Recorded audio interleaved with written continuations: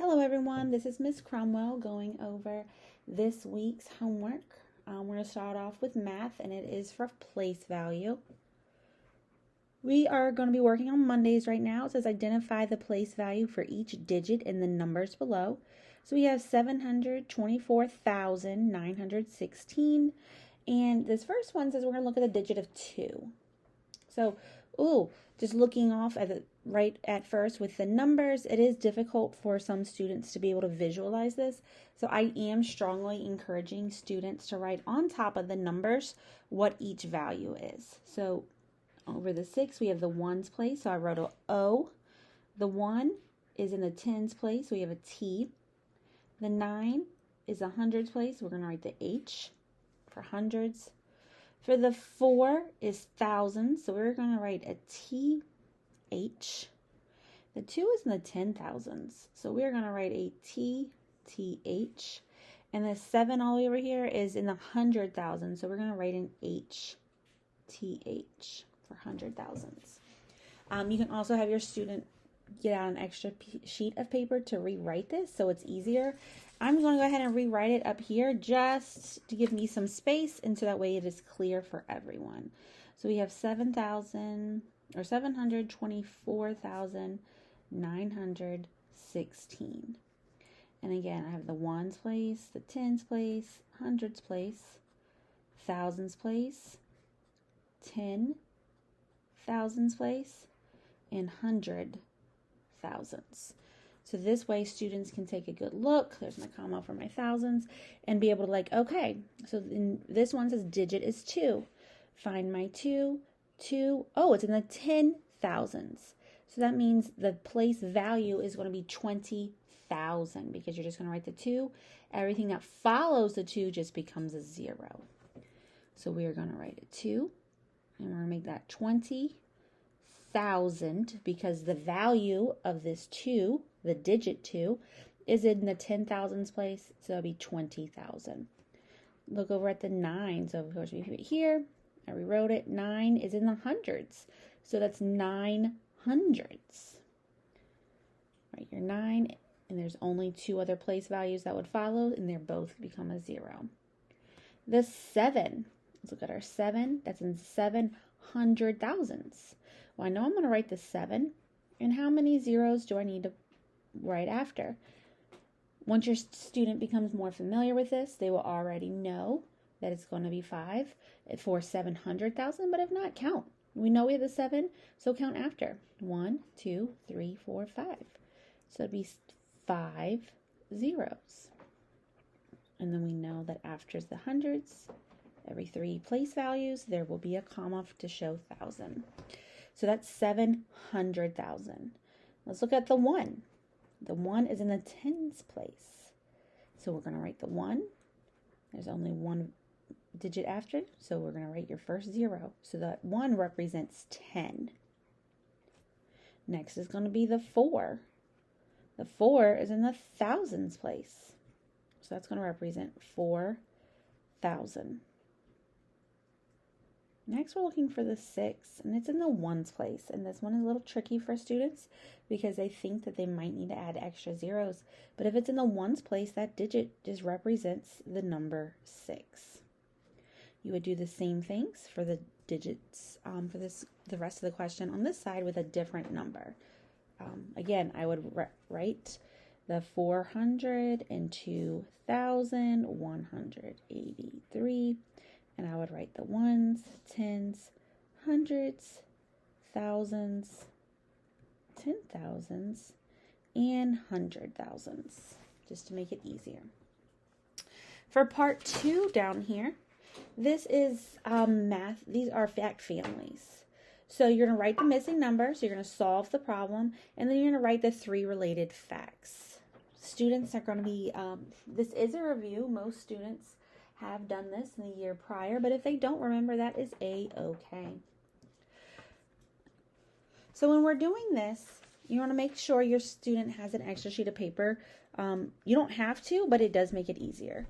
So fact families, we use the a triangle method for fact families, and this one is 8 plus 7. And you can see that we have one factor, two factors, but we need to find out what goes here. So 8 plus 7, I'm a big believer of having students use their fingers because you will even have those on your standardized testing. 8 plus 7 is 15. So you're going to write 15.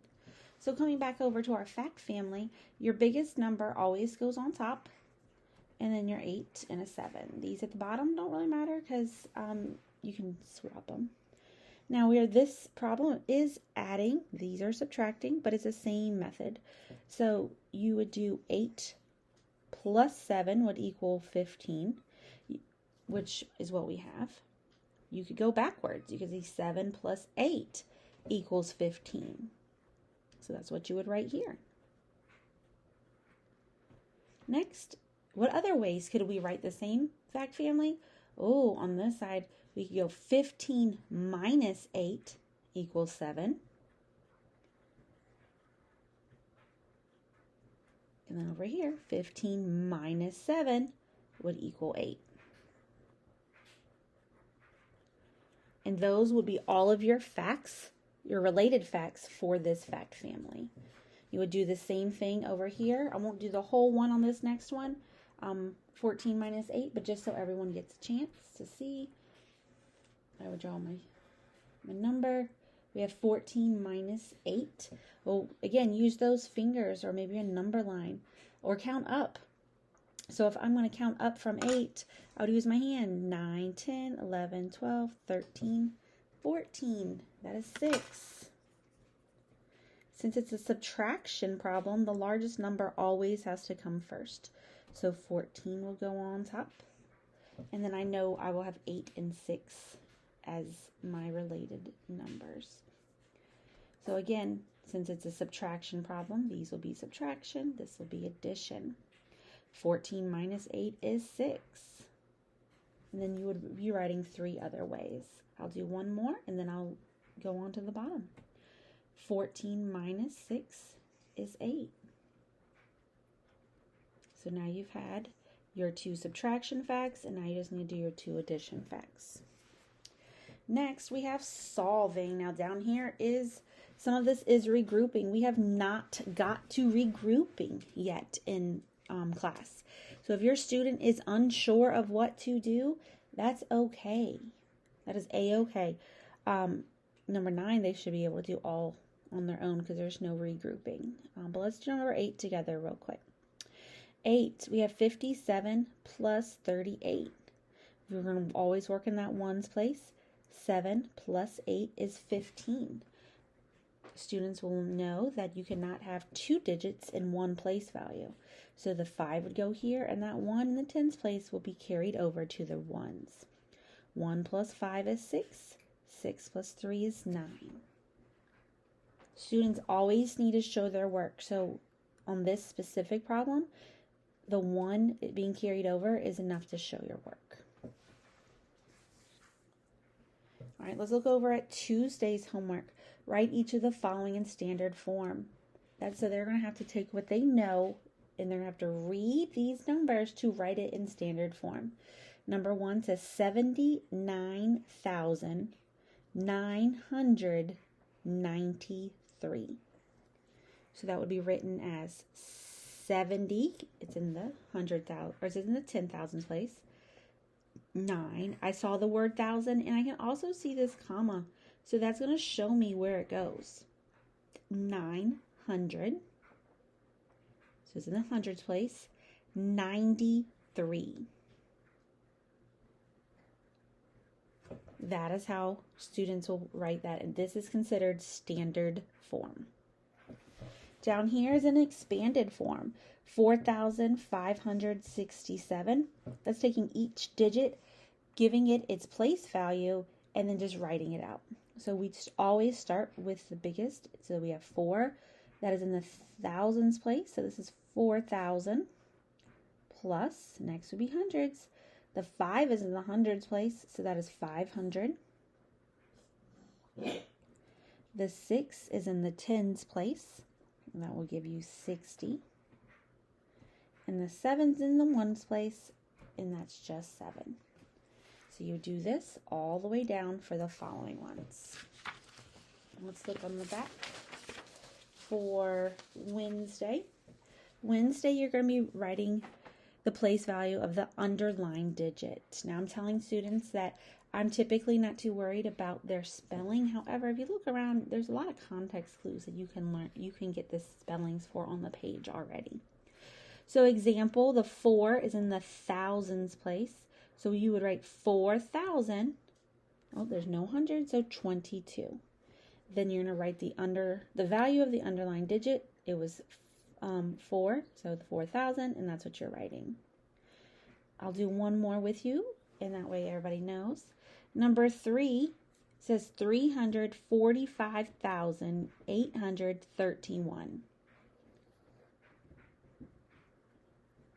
345,000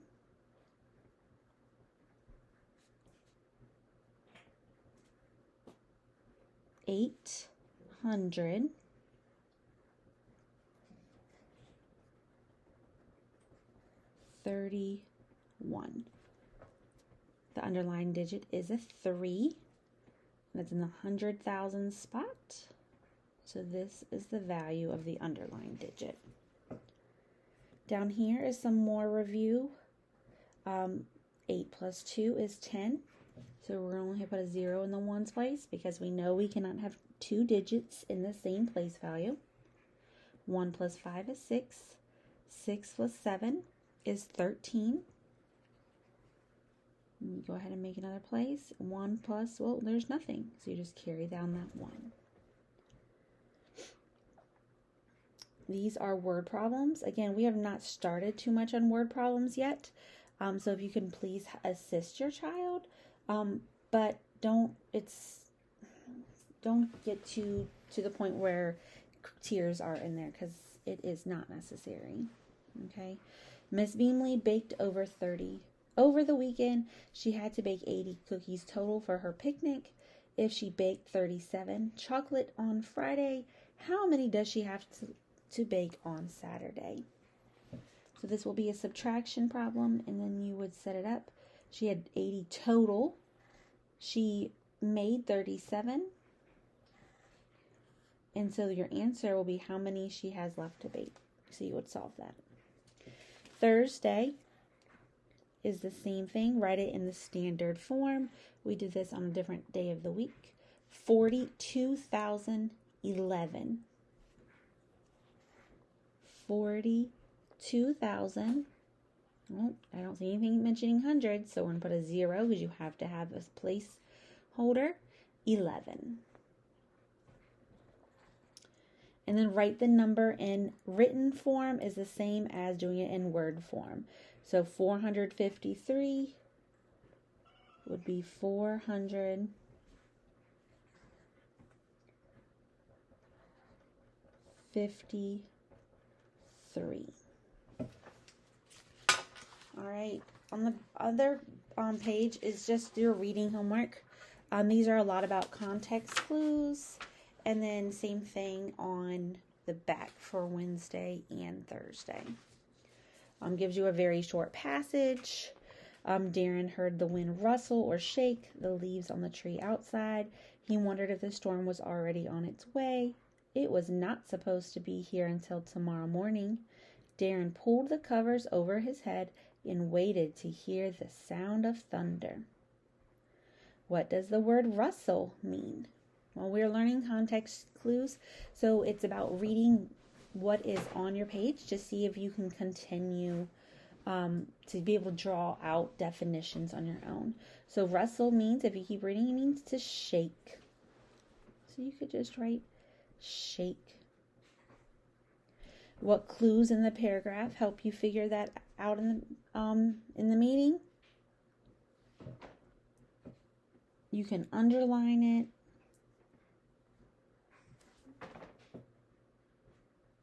And you can just write context clues. Okay. The others are pretty self-explanatory. So again, just read answer. If your student gets stumped, feel free to help guide, but let's not try to give out all the answers. And if it's too difficult, please put like a big star on it, or maybe even write, "We need help." And then when I see them in the morning, I'll be able to take a look at and help answer. If you have any questions, let me know. I hope you guys have a great weekend.